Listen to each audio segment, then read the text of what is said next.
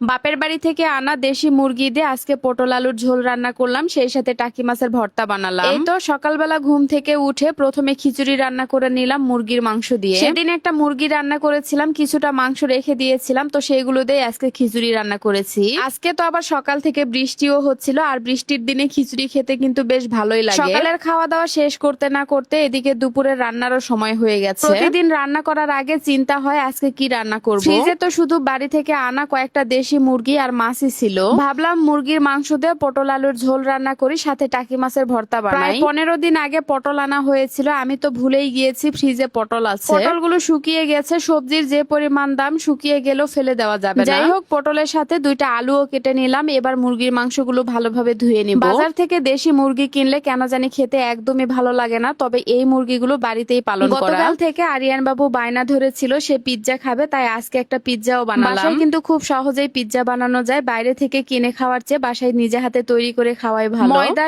East আর গুঁড়া দুধ দিয়ে আমি প্রথমে পিৎজার যে ডোটা আছে সেটা বানিয়ে নিয়েছি। উপরে বেশি করে টমেটো সস দিয়ে নিয়েছি, এরপরে চিকেন দিয়ে দিচ্ছি। খুব সহজেই কিন্তু বাসায় পিৎজা বানানো যায়, আর পিৎজা বানাতে খরচও কম লাগে। ছোট্ট একটা পিৎজা রেস্টুরেন্ট থেকে কিনতে গেলে 450 টাকা নেবে, আর 450 টাকা দিয়ে আমরা বাসায় দুইটা পিৎজা তৈরি করছি। আর আজকের পিৎজাটা কিন্তু আমি বানাবো TQYU ব্র্যান্ডের এই এয়ার ফ্রায়ারে। এই এয়ার ফ্রায়ারে কিন্তু কেক, পিৎজা, পুডিং সবকিছুই তৈরি করা যায় খুব অল্প সময়ে। এছাড়াও তেল ছাড়া বা অল্প তেলে সব ধরনের ফ্রাই জাতীয় খাবার তৈরি করা যায়, যেমন chicken fry, fish fry, French fry. ফ্রিজের ঠান্ডা খাবারও গরম করা যায় ঠিক ওভেনের মতো। কোয়ালিটির কথা যদি আপনারা বলেন তাহলে আমি বলবো 100-তে 100, কারণ এই এয়ার ফ্রায়ারটা সরাসরি চায়না থেকে তৈরি হয়ে এসেছে। আর আমি বেশ অনেকদিন থেকে ব্যবহার করছি, যখন যেটা তৈরি করি সেটাই আপনাদের সাথে শেয়ার করি। দেখেন কত সুন্দর করে দুইটা পিৎজা বানিয়ে নিলাম। আপনারাও চাইলে TQYU ব্র্যান্ডের এই এয়ার ফ্রায়ারটা নিতে পারেন, আমি পেজের নামটা ক্যাপশনে দিয়ে দিব। পিৎজা তো বানানো হয়ে গেল, এবার একে একে রান্নাগুলো করে নিব। আলু আর পটলগুলো ভেজে রান্না করব, যার কারণে প্রথমে আলু আর পটলগুলো ভেজে নিচ্ছি। এভাবে পটল আলু ভেজে মুরগির মাংস রান্না করলে খেতে কিন্তু অনেক বেশি মজার হয়। এক এক এলাকার রান্না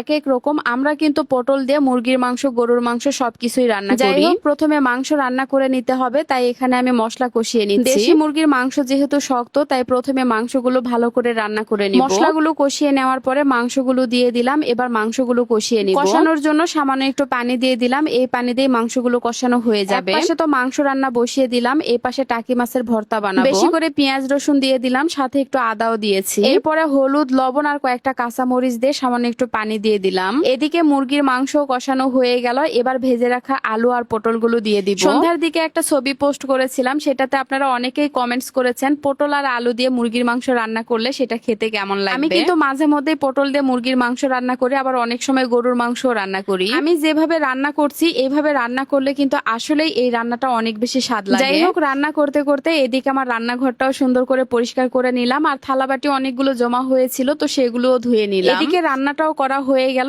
এরপরে তরকারিটা নামিয়ে নিলাম। তরকারিটা দেখে হয়তো তেলের পরিমাণ বেশি লাগছে, পটল দিয়ে যে কোনো ঝোলের তরকারি রান্না করলে কিন্তু তেলের পরিমাণ বেশি লাগে। হচ্ছে ভর্তা বেটে নিব, তবে আজকে টাকি মাছের ভর্তা করার সময় মাথা সহ আমি দিয়েছি, যার জন্য কাটা কাটা বেশি হবে। ভর্তা বেটে নেওয়া হয়ে গেল, আর টাকি মাছের ভর্তা কার কার পছন্দ অবশ্যই কমেন্টস করে জানাবেন। আজকের মতো এখানেই বিদায় নিচ্ছি। সবাই ভালো থাকবেন, সুস্থ থাকবেন, আর ভিডিওটা ভালো লাগলে শেয়ার করবেন। আল্লাহ হাফেজ, টাটা।